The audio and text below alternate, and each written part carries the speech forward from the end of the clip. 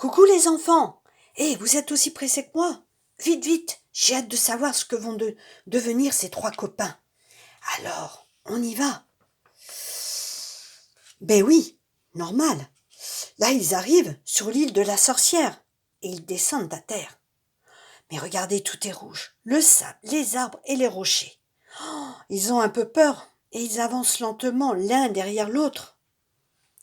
Au bout du chemin, il y a la maison de la sorcière. Le toit est en piquant de hérissons vivants. Les fenêtres sont en toile d'araignée avec les araignées au milieu.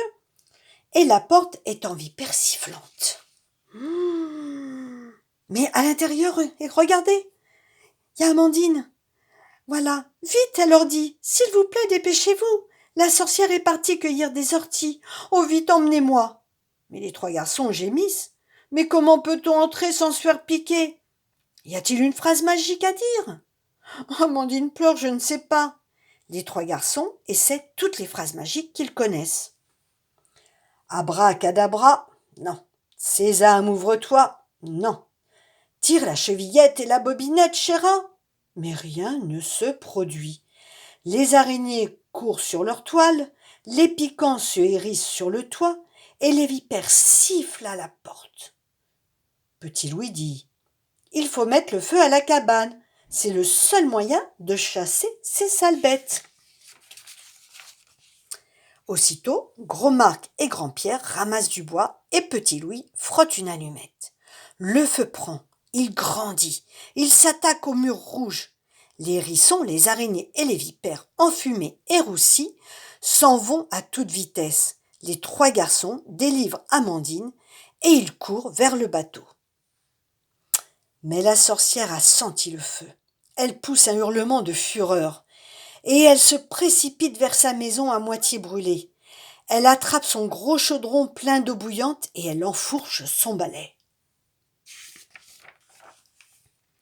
Trop tard, les enfants sont déjà dans le bateau et ils lèvent l'ancre. Alors la sorcière donne un grand coup de balai et elle fait un trou dans le bateau. Et elle ricane. Ha ha ha! Ils ne vont pas aller bien loin avec toute l'eau qui va entrer dans le bateau.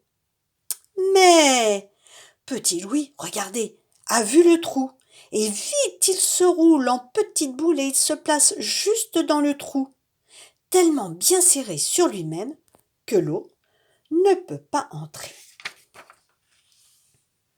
La sorcière enrage. « Ah, c'est comme ça, eh bien vous allez voir !» Et elle renverse le chaudron d'eau bouillante et toute la vapeur devient un épais brouillard blanc. Et elle ricane. « Oh, là, ils ne vont pas aller bien loin avec ce brouillard à perdre son chemin. » Mais Grand-Pierre a grimpé en haut du mât et ses yeux arrivent juste au-dessus du brouillard. Aussi, il peut indiquer le chemin sans se tromper. La sorcière hurle « Vous ne vous en tirerez pas comme ça, mes gaillards !» Et elle fait se dresser ses longs cheveux gris tout autour de sa tête pour arrêter le vent. Aussitôt, la voile du petit bateau retombe mollement le long du mât et le bateau n'avance plus. J'ai peur, que va-t-il arriver? Eh ben non, Gros Marc gonfle ses poumons et il souffle sur la voile encore plus fort que le vent. Si bien que les quatre enfants sont très vite arrivés. Là-bas, le maire, avec Benoît Despins, Claire Delot, et tous les autres sont à l'arrivée, et ils applaudissent bien fort. Et depuis ce jour, voyez-vous, plus personne ne s'est moqué d'eux, et il faut les voir tous les trois se promener fièrement avec Amandine au beau milieu de la rue. Bravo aux trois copains! Vous avez sauvé Amandine. Alors vous voyez les enfants, on peut être très différents des autres, de couleurs différentes, de tailles, de grosseurs différentes. Mais quand on arrive à être ensemble et à s'unir, on peut faire des choses merveilleuses. Au revoir les enfants, à la prochaine fois.